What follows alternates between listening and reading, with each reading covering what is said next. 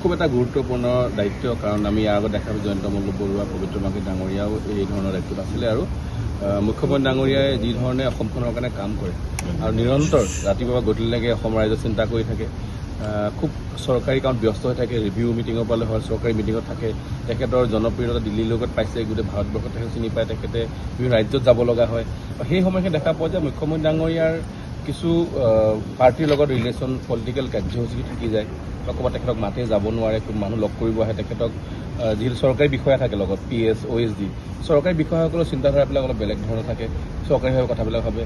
ৰাইজৰ কিছু সমস্যা কেতিয়াবা এনেকুৱা ভাৱ হয় যে অলপ চাগে এড্ৰেছত থাকি যায়। সেই ধৰণৰ সেই কাম কাজবিলাক চোৱাত কৃষ্ণ কোমল তাঁতী ডাঙৰীয়া, ৰঙাপাৰা বিধায়ক আৰু নাহৰকটীয়া বিধায়ক হিচাপে মোক সেইটো দিয়া হৈছে। আমি আগন্তুক সময়ত এইসকল লোক যিসকল তেখেতক লগ পাবলৈ অসুবিধা হয় বা কাগজ এখন দিব অসুবিধা, CM ৰিলিফ ফাণ্ড কিতাপ এনেকুৱা বহুত মানুহ আমি পাওঁ ৰাস্তাত, সমাজত, সেই মানুহবিলাকে মুখ্যমন্ত্ৰী ডাঙৰীয়াক আগ্ৰহ কৰি মিডিয়াও যাব লগা, আপোনালোকে সহায় কৰে।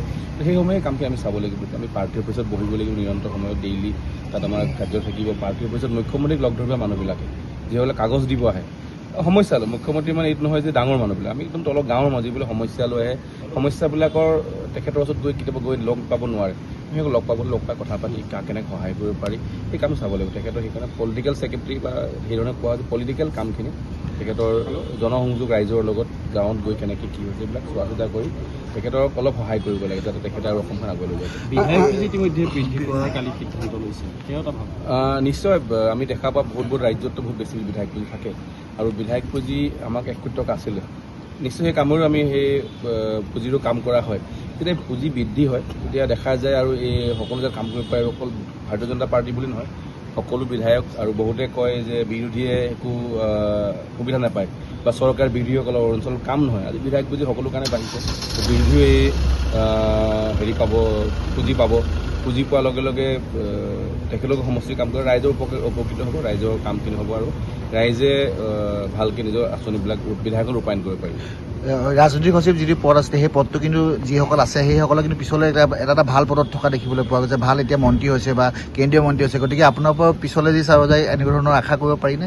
চাওক, এইটো দায়িত্ব হয়, অকল আগতে এজন থাকে বা দুজন আছে, কৃষ্ণ কোমল তাঁতীও আছে। এতিয়া আপুনি এইটো মন্ত্ৰী নোপোৱা এডজাষ্টমেণ্ট বুলি ক'ব নোৱাৰি, দায়িত্ব হয়, দলত যি ধৰণৰ দায়িত্ব থাকে, আৰু খুব গুৰুত্বপূৰ্ণ দায়িত্ব, কাৰণ মুখ্যমন্ত্ৰী ডাঙৰীয়াৰ লগত থকা, তেখেতৰ লগত অভিজ্ঞতা হোৱা, কামখিনি শিকা, আৰু তেখেতৰ কাম চোৱা মানে খুব ডাঙৰ এটা গধুৰ দায়িত্ব। মই ভাবোঁ এতিয়া অসমখনৰ কাম কাজবিলাক চাবলগীয়া হ'ব। এতিয়া তেখেতৰ ৰাইজে মই যি ধৰণে কথাখিনি ক'লোঁ, মই ভাবোঁ এই দায়িত্বটো খুব গধুৰ দায়িত্ব। মন্ত্ৰী হোৱা নোহোৱা তেখেতৰ নিজৰ অধিকাৰ, 102জন বিধায়ক, মন্ত্ৰী 19জন, সম্ভৱো নহয় সকলো পোৱাটো।